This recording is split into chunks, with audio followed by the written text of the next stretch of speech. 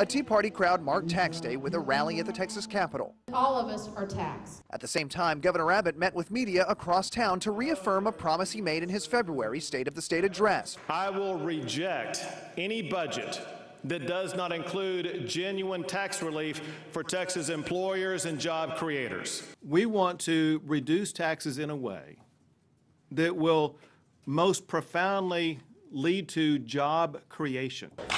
It comes as a multi-billion-dollar budget surplus has the House and Senate sparring over what other taxes to cut. Since Texas doesn't have an income tax, the majority of taxes are collected in one of two ways. Property taxes fund local services like your school districts or city and county governments and first responders. While Lieutenant Governor Dan Patrick has vowed to deliver property tax relief, and the people have spoken clearly, this is what they want. The House is focused on cutting the sales tax.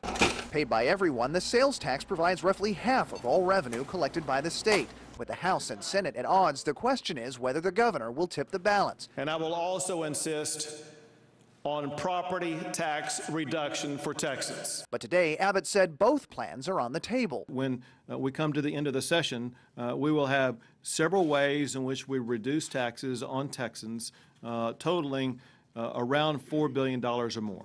Will you veto a budget that does not specifically cut property taxes?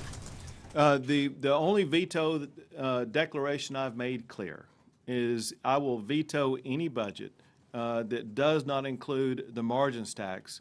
With regard to the veto word, I don't want to go throwing that out there loosely. I've thrown down my one veto threat. I'll leave it at that right now, and I'll tell you why. And that's because you all have seen and you all have reported that the legislature is working very productively toward additional tax reductions. Meanwhile, Capitol watchers will be looking for signs of what the final cuts will entail. Federal debt today is